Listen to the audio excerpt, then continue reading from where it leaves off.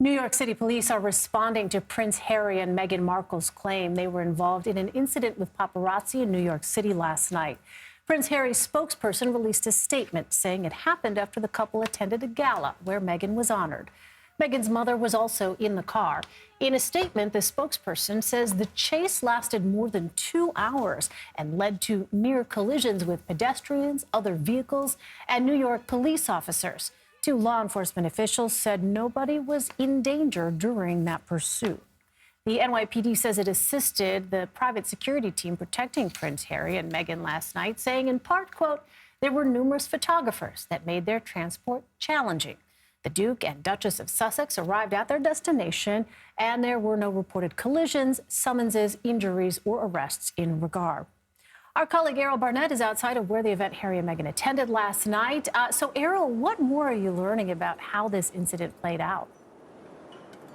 Hey there, Elaine. Great to see you. Well, it's interesting because there are differing versions of events depending on who you speak with. First of all, yes, I'm outside the Ziegfeld Theater and Ballroom here in midtown Manhattan, where Meghan was being honored with a Vision of Women award just last night. She had her mother with her and Harry by her side as well. Their first public outing together since the coronation of King Charles III. Now, according to the couple, when they exited this theater, they were then surrounded by paparazzi. They described multiple vehicles with blacked out windows going the wrong way down one-way streets, as well as putting their lives at risk. They say it was almost catastrophic what took place last night. But there are also, considering they had their private security and NYPD assistance, they at one point appeared to get into a New York City taxi where paparazzi can be seen surrounding them. They ended up at the NYPD precinct in Harlem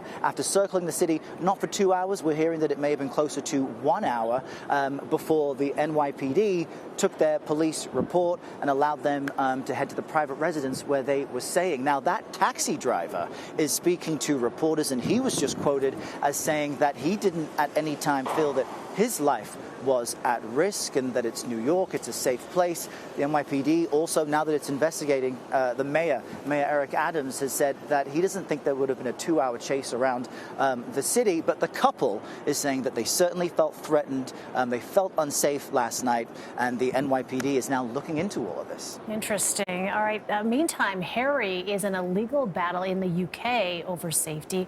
What more can you tell us about that?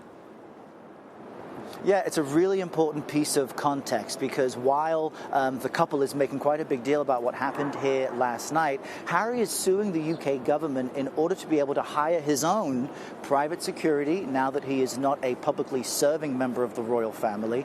He doesn't benefit from the government-funded security. He wants to hire his own, but he wants security that has access to top intelligence in the UK. And the UK government is pushing back on that because now that he's a private citizen, they fear that may begin a precedent where anyone could hire private security with access to top intelligence. And so this incident here in New York is happening as he's making the case that he needs more security and safety back in the UK. That is an interesting bit of context. And what can you tell us, Errol, about an alleged stalker of theirs being arrested?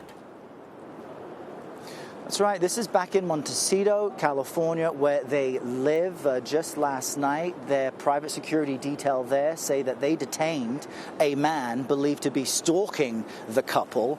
They put him under house arrest, according to local reports, and then handed that individual over to local police. That man was released this morning, and so there's a lot more to learn about what's happening back home where they live and as they try to attend public events.